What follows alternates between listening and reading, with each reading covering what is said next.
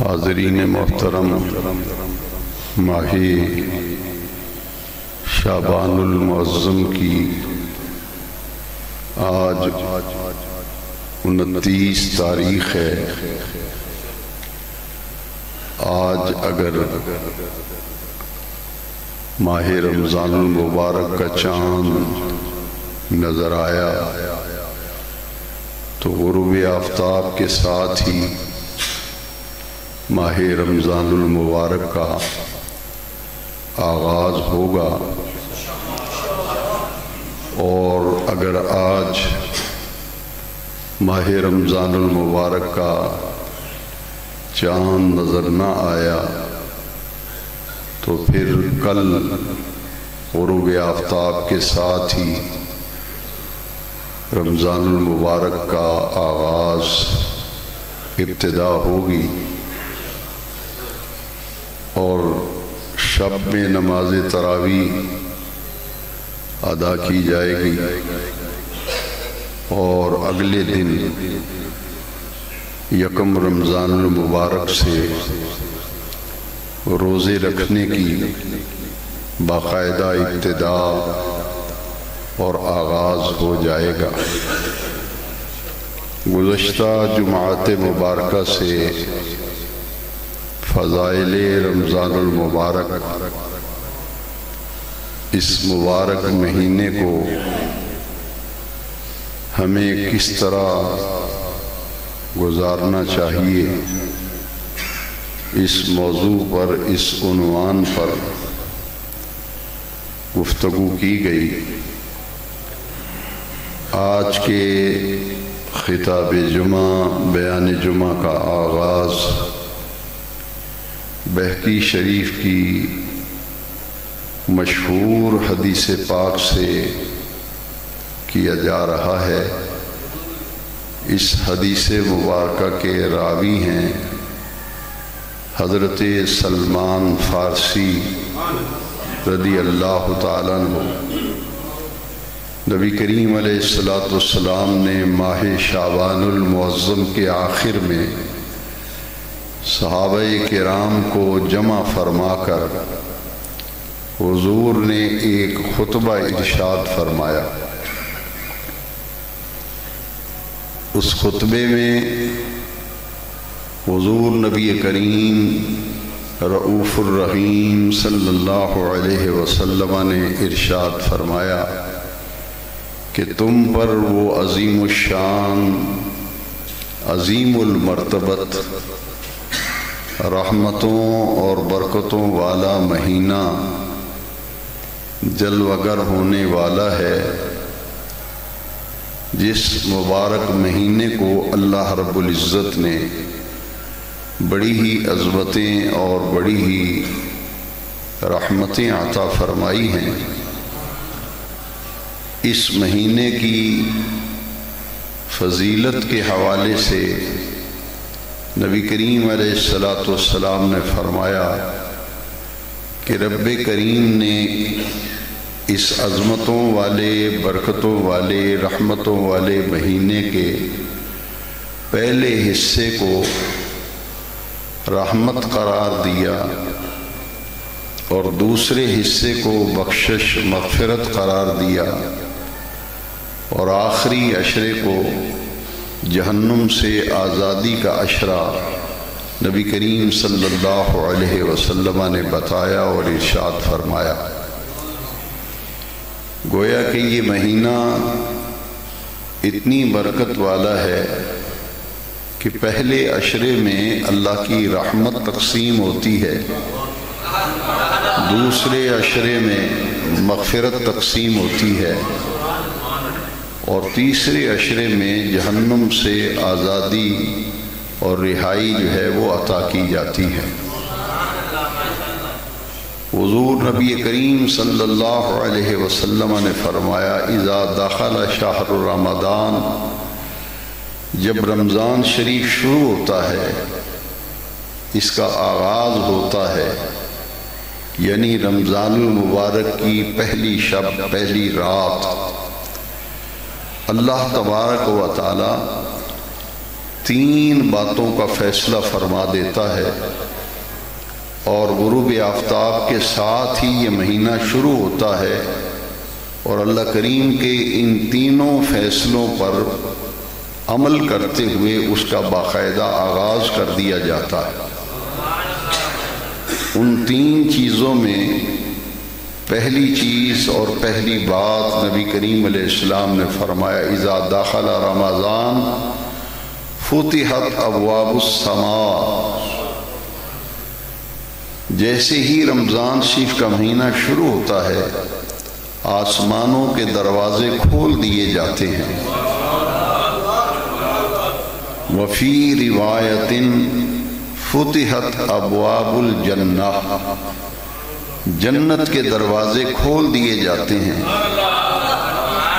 وغلقت ابواب جہنم، جہنم کے دروازے بند کر دیے جاتے ہیں۔ وسلسلت الشیاطین، اور شیطانوں کو زنجیروں میں جکڑ دیا جاتا ہے۔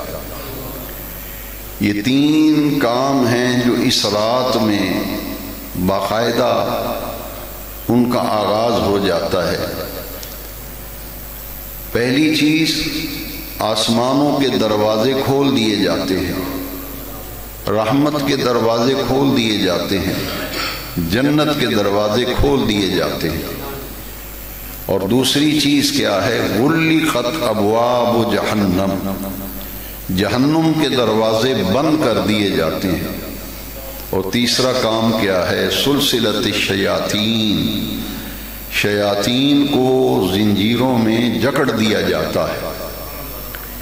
اس پورے مہینے میں جنت کا حصول بالکل آسان کر دیا جاتا ہے۔ اگر کوئی شخص اپنے آپ کو جنت کا مستحق بنانا چاہے، جنتی بننا چاہے، تو یہ مہینہ اس کے لیے آسانیاں پیدا کرتا ہے۔ اس مہینے میں اللہ کریم نے ایسا ماحول اور ایسی نورانیت و روحانیت رکھی ہے کہ آسانی کے ساتھ بندہ جو ہے وہ جنت میں داخل ہونے کا سامان کرتا ہے۔ اور اس مہینے میں جہنم سے بچنے اور جہنم سے دور رہنے کے لیے بھی اللہ کریم آسانیاں فرما دیتا ہے۔ لہذا شیاطین کو جو زنجیروں میں جکڑا جاتا ہے، وہ کام جو جنت میں جانے کا ذریعہ اور سبب بنتے ہیں، ان کاموں کے کرنے کے لیے اللہ کریم آسانیاں فرما دیتا ہے۔ بندے کی طبیعت، بندے کا مزاج ان اعمال اور افعال کی طرف راغب ہوتا ہے، از خود اس کی توجہ ہوتی ہے کہ میرے رب کریم نے اس مہینے کو نعمت غیر مترقبہ بنایا ہے، رحمتوں، برکتوں، عظمتوں والا مہینہ بنایا ہے، تو کیوں نہ اس ایک مہینے میں اپنے رب کی رضا اور خوشنودی والے کام کروں، تاکہ میرا رب کریم میرے لیے آخرت کی منزلوں کو آسان فرما دے۔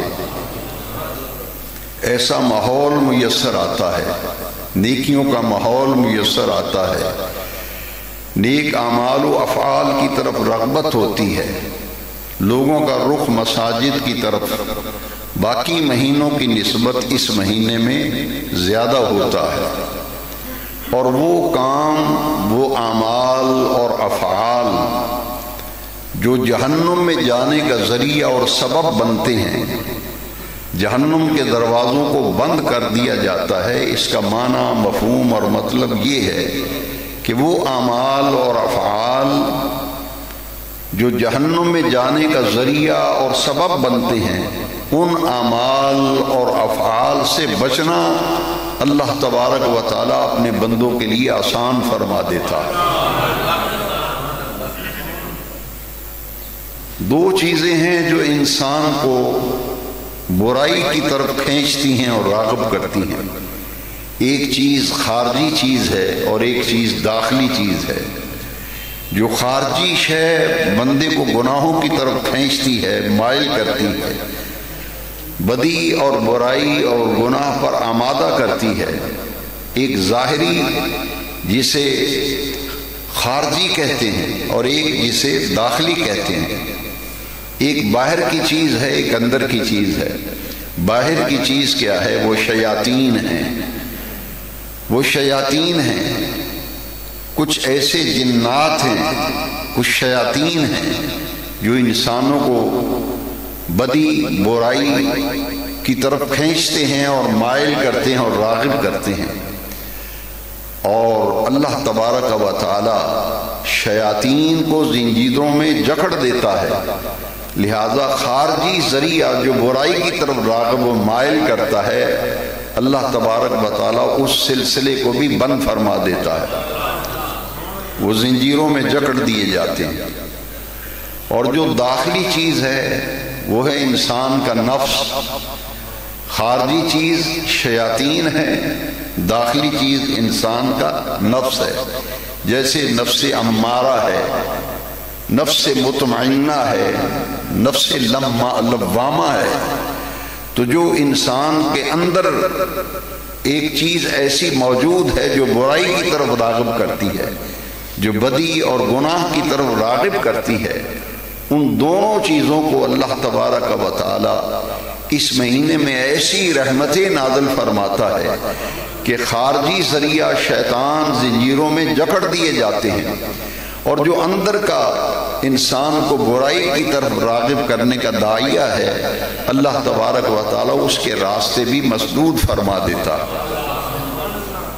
کیونکہ نماز کی پابندی، روزوں کی پابندی، تراویح میں قرآن مجید کی سماعت اور اس پورے مہینے میں تلاوت قرآن، نیکیوں کی رغبت و ذوق اور شوق، وہ انسان کے اندر جو برائی کو طرف راغب کرنے والی قوت ہے اللہ تبارک و تعالیٰ پھر تصفیہ قلب اور تزکیہ نفس بندے کو عطا فرماتا ہے۔ اس روزہ رکھنے کی وجہ سے وہ برائی کی طرف مائل کرنے والی جو داخلی معاملات ہیں ان پر بھی وہ نیکیاں، وہ نیکی کا ماحول، وہ مہینے کی نورانیت و روحانیت ان پر بھی اثر انداز ہوتی ہے۔ تو اس رات کیا ہوتا ہے؟ رمضان شریف کی پہلی رات کیا ہوتا ہے؟ 3 کام جو میں نے عرض کیے۔ فتحت ابواب السماء، تمام آسمانوں کے دروازے کھولنے کا مطلب کیا ہے؟ کہ ان دروازوں میں سے گزر کر 7ویں آسمان کے اوپر جنت ہے۔ دروازے کھولنے سے مراد یہ ہے کہ اللہ کریم ان تمام راستوں کو آسان فرما دیتا ہے، ان تمام اعمال کو کرنے میں آسانی فرما دیتا ہے جو جنت میں جانے کا ذریعہ اور سبب بنتے ہیں۔ فتحت ابواب الرحمہ، رحمت کے دروازے کھول دیے جاتے ہیں۔ غلقت ابواب جہنم، جہنم کے دروازے بند کر دیے جاتے ہیں۔ یہ اس مہینے کی پہلی رات میں ہی اللہ تبارک و تعالی یہ 3 فیصلے فرما دیتا ہے، اور ان تینوں فیصلوں پر غروب آفتاب کے ساتھ ہی عمل درآمد شروع ہو جاتا ہے۔ رمضان الکریم اور رمضان المبارک میں دن کے اوقات کا جو روزہ ہے، یعنی صبح صادق سے لے کے غروب آفتاب تک کھانے پینے ازدواجی عمل سے، عمل زوجیت سے پرہیز کرنے کا نام چونکہ روزہ ہے، یہ دن کی عبادت ہے اور اسے فرض قرار دیا گیا۔ رمضان شریف کے روزے کو فرض قرار دیا گیا کیونکہ ارکان اسلام میں سے یہ چوتھا رکن ہے روزہ۔ ارکان اسلام میں سے چوتھا رکن ہے، ارکان خمسہ 5 ارکان میں سے یہ چوتھا رکن ہے، اور نظام عبادات میں تیسرے نمبر پر ہے روزہ، پہلے نمبر پر نماز۔ اسلام کے نظام عبادات میں پہلے number per top of the list جو عبادت ہے وہ ہے 5 وقت کی نماز۔ اس کے بعد زکوٰۃ کا درجہ ہے کہ سال میں 1 مرتبہ ہر صاحب نصاب پر اپنے مال کا 40واں حصہ اللہ کے راہ میں نکالنے کا نام زکوٰۃ ہے۔ تو یہ دوسرا رکن ہے نظام عبادات میں سے زکوٰۃ، اور تیسرے نمبر پر ہے روزہ، وصوم رمضان، رمضان شریف کے پورے مہینے کا روزہ۔ یہ اسلام کے نظام عبادات میں یہ 3 عبادتیں چوٹی کی عبادتیں ہیں، نماز، زکوٰۃ، روزہ، اور اس کے بعد حج، جو اسلام کے ارکان 5 میں سے 5واں رکن ہے حج بیت اللہ، اور اسلام کے نظام عبادات میں 4تھا نمبر ہے حج بیت اللہ شریف کا۔ تو یہ اللہ رب العزت نے اس کے لیے ایک مہینہ مختص کر دیا، وہ ہے رمضان الکریم۔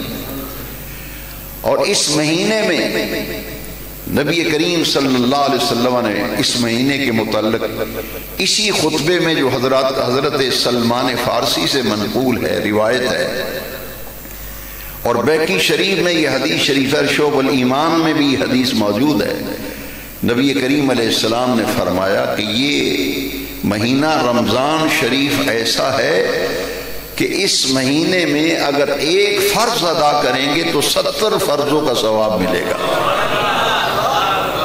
یہ اس خطبے کا حصہ ہے جو حضور نے ارشاد فرمایا، یعنی ہر نیک عمل کا اجر اور ہر نیک عمل کا بدلہ اس قدر بڑھا دیا جاتا ہے کہ ایک فرض کی ادائیگی پر 70 فرضوں کا ثواب ملتا ہے، اور ایک نفلی نیکی پر پورے فرض کا ثواب ملتا ہے۔ اور نبی کریم علیہ السلام نے اس مہینے کے بارے میں اس خطبے کے اندر اس مہینے کو فرمایا، ہوا شہر الصبر، یہ مہینہ جو پوری جلوہ سامانیوں کے ساتھ سایہ فگن ہونے والا ہے، جلوہ گر ہونے والا ہے، اس مہینے کو نبی کریم علیہ السلام نے فرمایا ہوا شہر الصبر، کہ رمضان المبارک صبر کا مہینہ ہے۔ پھر ارشاد فرمایا ہوا شہر المواسات، یہ غمخواری کا مہینہ ہے۔ اس ماہ مبارک میں خیر ہی خیر، برکت ہی برکت، رحمت ہی رحمت ہے۔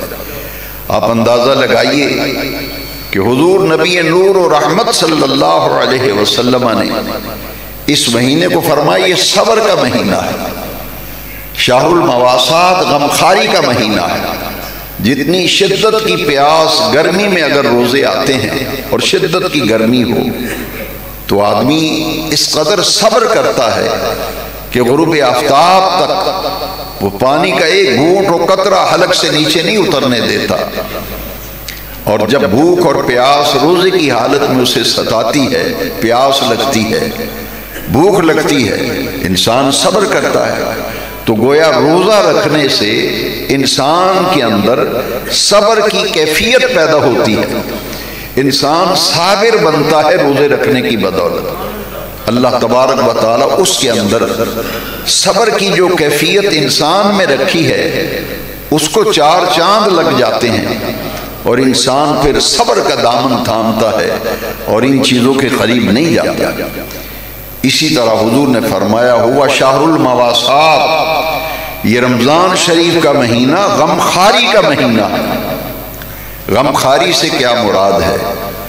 آپ دیکھیں سال بھر جو آدمی طرح طرح کی نعمتیں کھاتا ہے، اس کے گھر میں ہر قسم کی سہولت میسر ہے، رمضان شریف کے ایک مہینے میں وہ بالکل کھانے پینے کے جب قریب نہیں جاتا تو اس کو اس بات کا اندازہ ہوتا ہے کہ وہ لوگ کہ جن کے گھر میں 2 وقت کا کھانا میسر نہیں، ایسے غریب مسکین فقیر لوگ، بیوہ عورتیں، یتیم بچے، اور ایسے اپاہج لوگ معذور جن کو 2 وقت کی روٹی میسر نہیں، ایک وقت کا کھانا بڑی مشکل سے انہیں میسر آتا ہے، تو ان کے بارے میں پھر انسان کے اندر غمخواری پیدا ہوتی ہے، غم گساری پیدا ہوتی ہے، ان کی کیفیات کا علم ہوتا ہے کہ وہ لوگ جو فاقہ کشی میں رہتے ہیں، جن کے گھر 2 وقت روٹی نہیں پکتی، ایک وقت پکتی ہے،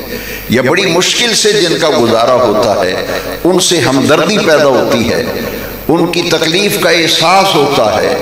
اس لیے نبی کریم علیہ السلام نے فرمایا ہوا شہر المواسات، ہوا شہر الصبر، یہ رمضان کا مہینہ ماہ رمضان یہ صبر کا مہینہ ہے اور غمخواری کا مہینہ ہے۔ اس روزے سے انسان کے اندر ہمدردی کا جذبہ پیدا ہوتا ہے، غمخواری کا جذبہ پیدا ہوتا ہے، صبر کی کیفیات انسان کے اندر پیدا ہوتی ہے، اور اس سے انسانی ہمدردی کا جذبہ ذرا دیکھیے کیسے پیدا ہوتا ہے۔ ایک آدمی، جیسا کہ حضور نے اسی خطبے کا حصہ ہے حضرت سلمان فارسی والا، جس خطبے پر آج ہم گفتگو کر رہے ہیں، اسی خطبے میں نبی کریم علیہ السلام نے فرمایا، حضور نے فرمایا یہ اتنا باعظمت اور باوقار مہینہ ہے، جس نے کسی روزے دار کا روزہ افطار کرایا تو جس کا روزہ افطار کرایا جا رہا ہے اس کے ثواب میں کمی کیے بغیر روزہ افطار کرانے والے کو پورے روزے کا ثواب ملتا ہے۔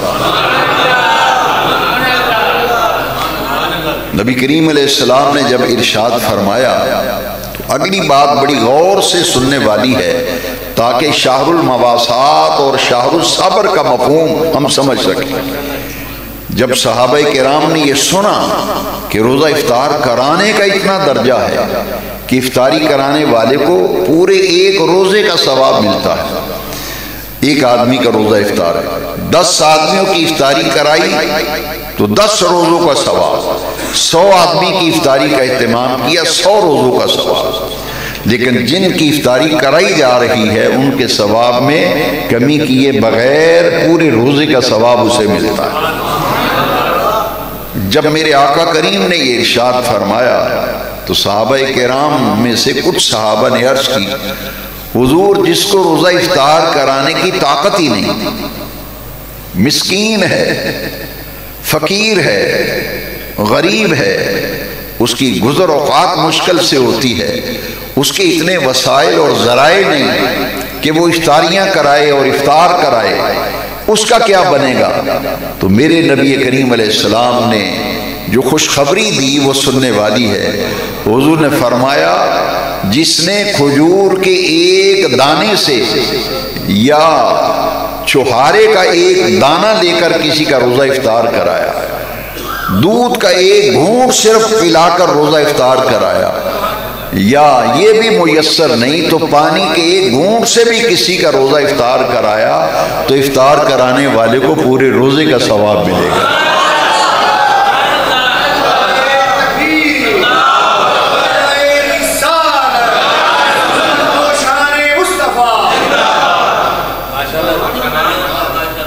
اور پھر حضور نے اسی خطبے کے اندر ارشاد فرمایا، کیونکہ سوال یہ کیا گیا تھا کہ جس کو افطاری کرانے کی طاقت ہی نہیں ہے وہ کیسے افطاری کرائے گا، تو حضور نے یہ ارشاد فرمایا اور فرمایا جس نے پانی کا ایک گھونٹ پلایا، دودھ کا ایک گھونٹ، کھجور کا صرف ایک دانہ لے کر، چھہارا ایک لے کر روزہ افطار کرایا، اس کو بھی وہی ثواب ملے گا۔ اور اگلی بات جو حضور نے فرمائی بڑے غور سے سنیے، وہ اس ماہ مبارک کے بارے میں ہے۔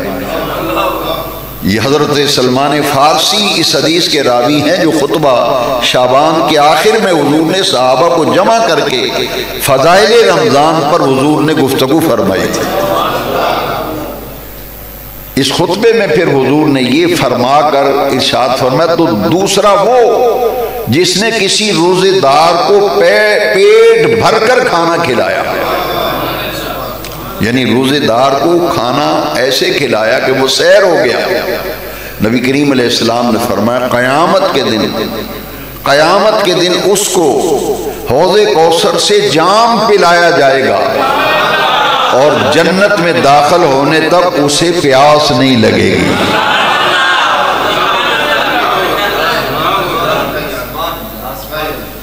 تو افطاری کرائی جاتی ہے روزے دار کی، افطاری کرائی جاتی ہے، تو جس کا روزہ ہی نہیں اس کی افطاری کیسی ہے، اس کی افطاری کیسی ہے؟ اس لیے افطاری رسم نہیں ہے، افطاری اس کا مقصد نہیں ہے، بلکہ ایسے لوگوں کا اگر روزہ افطار کرائیں جنہیں آپ جانتے ہی نہیں، جنہیں آپ، ہم لسٹ بناتے ہیں افطاری کی، افطاری میں ان لوگوں کو بلاتے ہیں کہ جن کے اپنے گھروں میں آسانیاں ہیں، اور ایسے لوگوں کو بھی بلایا جاتا ہے الا ماشاءاللہ جن کا روزہ ہی نہیں ہوتا. افطار پارٹیوں میں جا کے تجربہ کر لینا. بہت سے ایسے افراد جنہوں نے خود مجھے بتایا کہ انہوں نے انوائٹ کیا تھا افطاری پہ، ہم آ گئے کہ افطار ڈنر ہے آج، افطار ڈنر، لیکن میرا روزہ نہیں تھا تو میں تو ڈنر کرنے آیا ہوں. تو افطاری کا مقصد یہ ہے کہ روزے داروں کا روزہ افطار کرانا. جس کا روزہ ہی نہیں اس کو کھلائیں پلائیں گے تو خاک ثواب ملے گا. جس کا روزہ ہی نہیں اس کو کھلانے پلانے سے تو یہ فضیلت تو نہیں ملے گی جو روزے دار کو افطار کرانے کی. اس لیے وہ حضور کی امت کے وہ لوگ اور معاشرے کے وہ لوگ جن کو کوئی افطار پارٹیوں پہ نہیں بلاتا، جن کو کوئی ولیموں پہ نہیں بلاتا، جن کو کوئی عقیقوں پہ اور سالگرہ کے مواقع پہ صرف اس لیے نظر انداز کیا جاتا ہے کہ یہ غریب بندہ ہے، یہ مسکین ہے، اس وجہ سے اسے نظر انداز کیا جائے. تو پھر آپ اندازہ لگائیں افطاری کرانی ہو تو مساجد میں وہ لوگ جن کو آپ جانتے ہی نہیں کون ہیں، بس اتنا پتہ ہے کہ نمازی مسجد میں جمع ہیں اور ان کی افطاری کرا رہے ہیں. تو افطاری ہے روزے دار کی، جو روزے دار ہی نہیں اس کی افطاری کیسی ہے؟ اب اس کا اجر اور ثواب جو حضور نے بیان فرمایا، اسی طرح جس طرح نیک اعمال رمضان شریف میں نیکی کا اجر بڑھ جاتا ہے، جیسے نیکی کا اجر بڑھ جاتا ہے، اسی طرح برائی کا جو ہے مواخذہ وہ بھی بڑھ جاتا ہے. اس مہینے میں حدیث شریف میں ہے کہ آسمانوں سے جیسے ہی رمضان شریف کا چاند نظر آئے گا مہینہ شروع ہو جائے گا. آسمانوں سے ایک منادی جسے اللہ مقرر فرماتا ہے وہ ندا دیتا ہے، منادی کرتا ہے، اے نیکی چاہنے والے اور نیکی کرنے والے، تیرے لیے اللہ نے آسانی فرما دی ہے، اپنے قدم بڑھا، اپنے قدم بڑھا اور نیک اعمال کی رغبت لے کر اللہ کی طرف رجوع کر. اور ساتھ کہتے ہیں یا باغی شر، اے گناہ کے طالب، اے گناہوں میں لپٹے ہوئے اور گناہ کی رغبت رکھنے والے، اپنے قدموں کو روک لے اور بدی اور برائی سے باز آ جا. یہ ندا رمضان شریف کی پہلی شب سورج غروب ہوتے ہی جب چاند نظر آئے گا اس کے ساتھ ہی یہ ندا آسمانوں سے شروع ہو جاتی ہے. تو یہ مہینہ، دو چیزیں اس مہینے میں بہت زیادہ ضروری ہیں. اگر مجھ سے کوئی پوچھے کہ میں اس مہینے کو کیسے گزاروں اور مجھے کیا کرنا چاہیے، تین چیزیں ہیں، یہ نوٹ کر لیجئے. ایک ہے اللہ سے بندے کا تعلق. اصطلاحاً اسے دو لفظوں میں سمجھا جا سکتا ہے. ٹیکنیکل اصطلاح جو ہے، شرعی اصطلاح، وہ ہے تعلق مع اللہ تعالی، اللہ کے ساتھ بندے کا تعلق. اور دوسرا اس کا نام ہے تعلق باللہ تعالی. معنی دونوں کا ایک ہے کہ اپنے رب سے تعلق مضبوط کرو، مستحکم کرو، دوڑو اللہ کی طرف. یہ مہینہ دوڑ لگانے کا مہینہ ہے. نیکیوں کی طرف دوڑ لگاؤ، نیکیوں کی طرف تگ و دو کرو، نیکیوں کے لیے مشقت و محنت کرو اور نیکیوں کی طرف رغبت اپنے دل میں لاؤ تاکہ تمہارا تعلق مع اللہ تعالی زیادہ مضبوط اور مستحکم ہو جائے. دوسرا کام جو اس مہینے میں تعلق مع اللہ تعالی مضبوط کرنے کے لیے سب سے بہترین عمل جو رمضان میں بھی اور غیر رمضان میں بھی، اس سے بڑا کوئی عمل ہی نہیں. اگر مجھ سے کوئی کہے کہ میں اپنے رب کے قریب ہونا چاہتا ہوں، اپنے اللہ کی خوشنودی چاہتا ہوں، اللہ کا قرب حاصل کرنا چاہتا ہوں، تو رب کعبہ کی قسم ہے نماز سے بڑا کوئی عمل ہی نہیں ہے. 5 وقت کی نماز باجماعت، 5 وقت کی نماز باجماعت، جو پورا سال یہ کام نہیں کر سکا، رمضان شریف میں اللہ کریم نے آسانیاں پیدا کر دی. آسمانوں کے دروازے کھل گئے، جنت کے دروازے کھل گئے، رحمت کے دروازے کھل گئے، جہنم کے دروازے بند ہو گئے، شیطان زنجیروں میں جکڑ دیے گئے۔ اب تو باجماعت نماز ادا کرنے کے لیے تمہارے لیے آسانیاں پیدا کر دی۔ اب صرف توجہ کی ضرورت ہے۔ 5 وقت کی اس کے بغیر تصور ہی نہیں کیا جا سکتا۔ تعلق مضبوط ہو اللہ کے ساتھ، نماز کے بغیر یہ ممکن ہی نہیں، ممکن ہی نہیں۔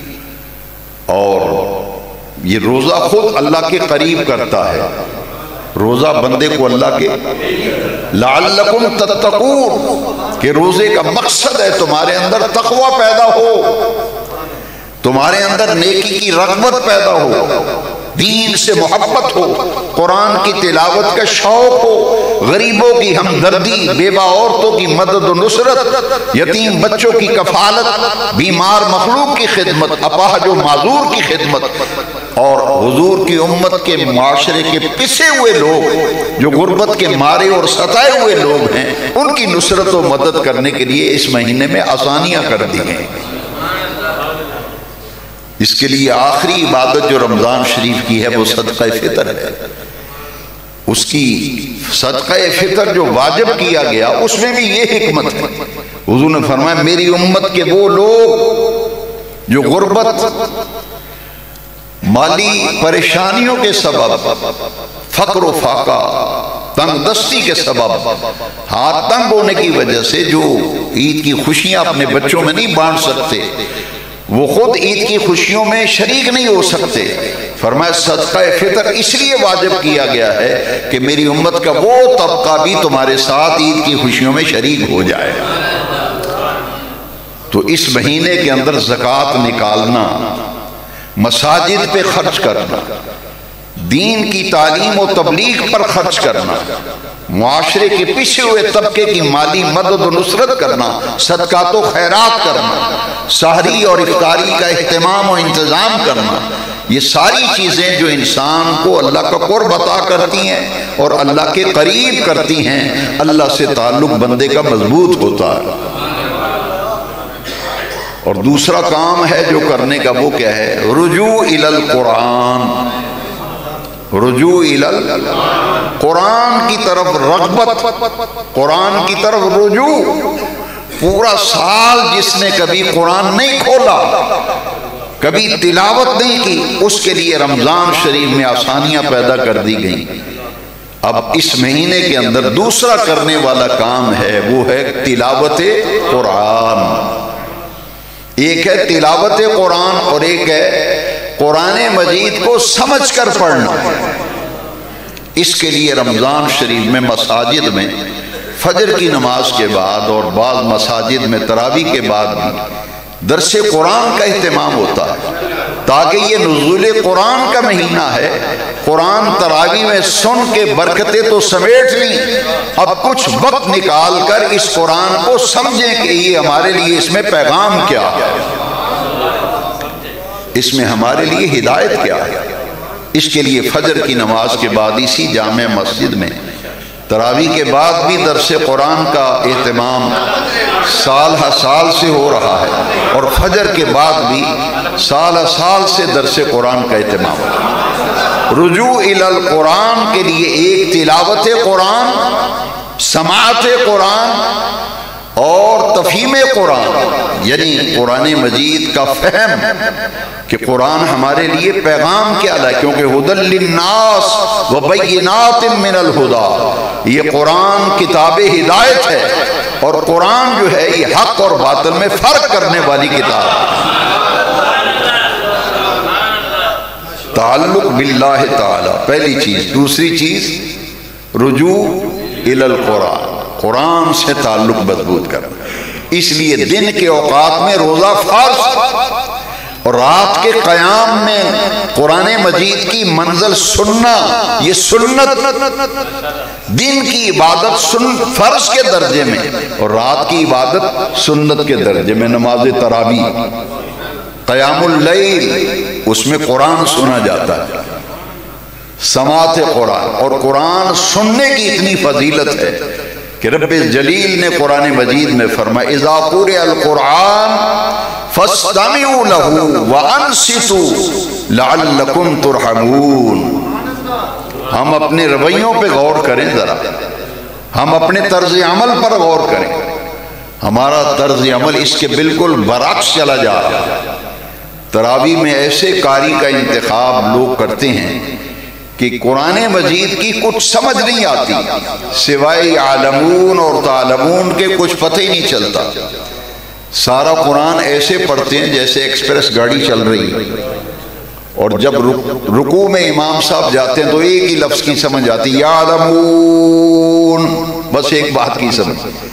جبکہ اس قرآن کو سننے کا حق کیسے ادا ہوگا؟ اذا قرئ القرآن، قرآن کی آیت سنا رہا ہوں، جب اللہ کا قرآن پڑھا جائے فاستمعوا له، پوری توجہ سے اس قرآن کو سماعت کرو، سنو،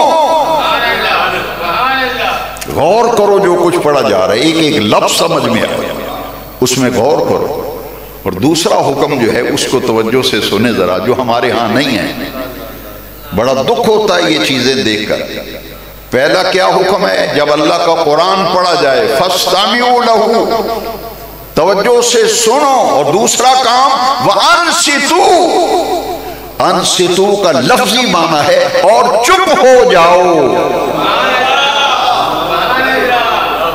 چپ ہو جاؤ۔ جیسے کوئی آدمی کسی محفل میں کوئی ایسی بات کر دے جو وہاں کرنا مناسب نہیں ہے، تو آدمی اسے انگلی سے ایسے کرتا ہے، اس کا کیا مطلب؟ بس یہیں چپ ہو جاؤ، بات نہیں کرنا۔ قرآن اس آیت کا یہی معنی ہے، اذا قرئ القرآن فاستمعوا له وانصتوا، چپ ہو جاؤ، توجہ سے قرآن سنو۔ کیوں؟ فرمایا لعلکم ترحمون، لعلکم ترحمون، اس امید پر توجہ سے قرآن سنو اور چپ ہو جاؤ، اس امید پر تم پر اللہ تعالیٰ اپنی رحمتیں نازل فرمائے، لعلکم ترحمون۔ جب تراویح میں قرآن پڑھا جاتا ہے تو جتنے نمازی تراویح میں شامل ہوتے ہیں، جو قرآن سن رہے ہوتے ہیں، جو پڑھا جا رہا ہے، مقری قرآن پڑھ رہا ہے، مقتدی سن رہے ہیں، پورے ماحول پر اللہ کی رحمت کا غلبہ ہو جاتا ہے،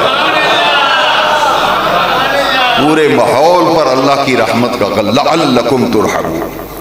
کئی لوگ کہتے ہیں کہ تراویح میں نیند بہت آتی ہے، مجھے اس سے شدید اختلاف ہے، میں نہیں مانتا، میں نہیں مانتا، اس لیے کہ وہ نیند نہیں ہوتی۔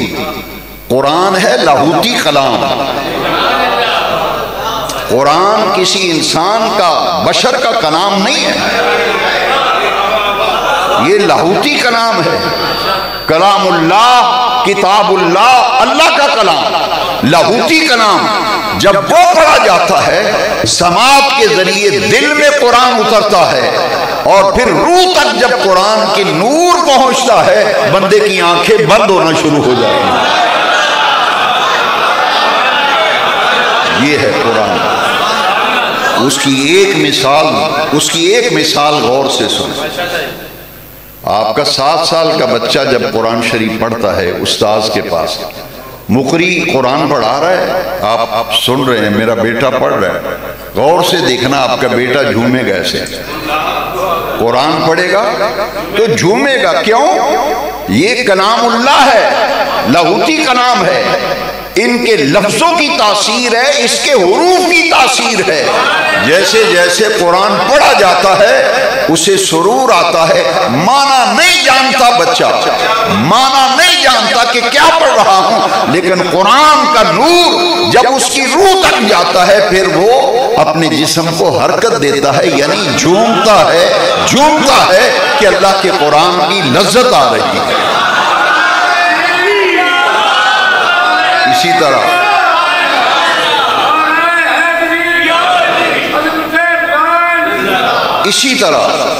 اسی طرح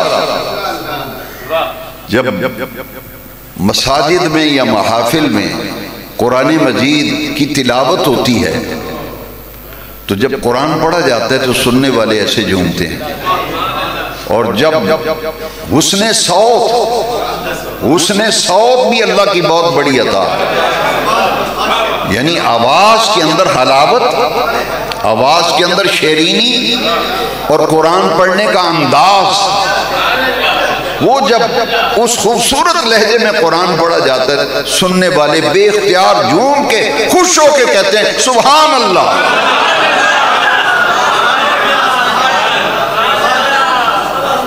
ان کے سر پہ کوئی ڈنڈا لے کے نہیں کھڑا کہ اونچی کہو سبحان اللہ، وہ قرآن کا سرور ہی اتنا آتا ہے،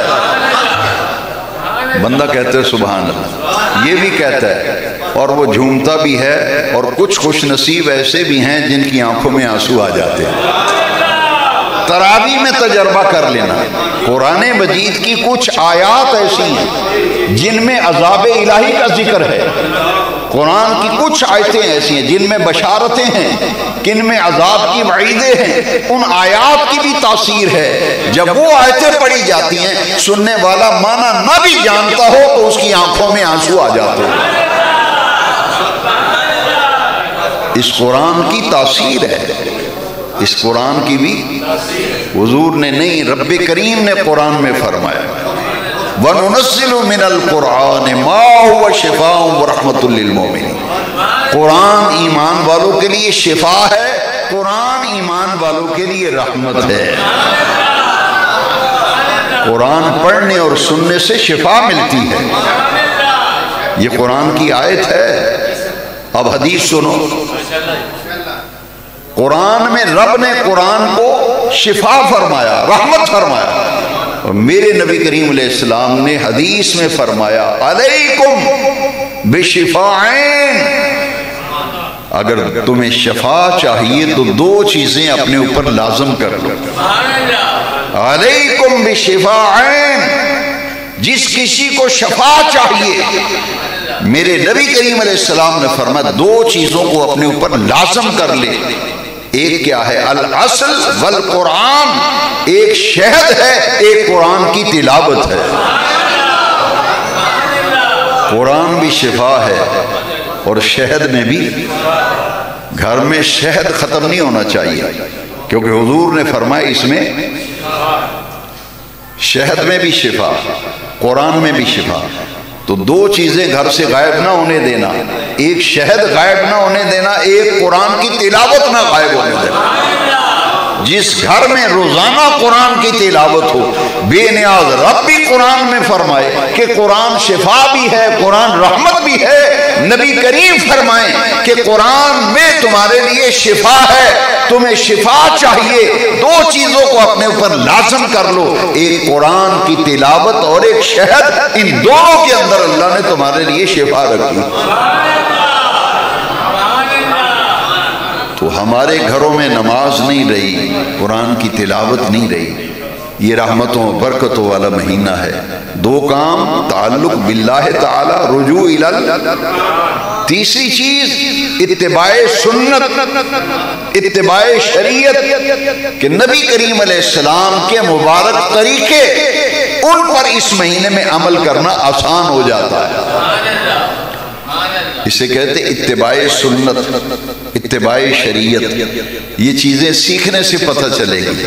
حضور نے یہ تیسرا کام جو رمضان میں کرنا ہے نا، اتنا ضروری ہے، حضور نے فرمایا من احیا سنتی عند فساد امت فلہ اجر مئات شہید، جس نے میری ایک سنت ایسی جسے لوگوں نے ترک کر دیا ہو، اس کے بارے میں لوگ سست ہو گئے ہوں، غافل ہو گئے ہوں، حضور نے فرمایا اس وقت جو میری کسی ایک سنت کو عمل کر کے زندہ کرے گا، بے نیاز رب اسے 100 شہید کا اجر عطا فرمائے گا۔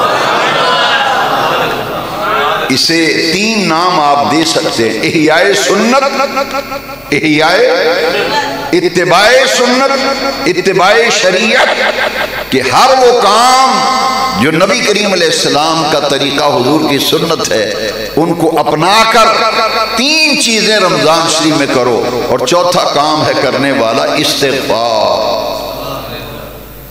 چوتھا کام کیا ہے؟ کثرت سے اپنے رب کی بارگاہ میں استغفار۔ اللہ کو وہ بندہ بڑا پیارا لگتا ہے جو اس کی بارگاہ میں اپنے گناہوں کی معافی مانگتا ہے۔ اور استغفار کا معنی ہی یہ ہے رب سے گناہوں کی معافی مانگنا. استغفر اللہ ربی من کل ذنب واتوب الیہ. پورے رمضان شریف میں 100 مرتبہ کم از کم روزانہ ضرور پڑھیں.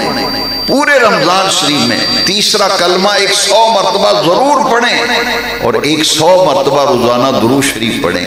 یہ کم سے کم نصاب ہے پورے رمضان کے لیے. ہر رمضان کے پہلے دن تیسرا کلمہ 100 دفعہ، استغفار 100 دفعہ، درود شریف 100 دفعہ.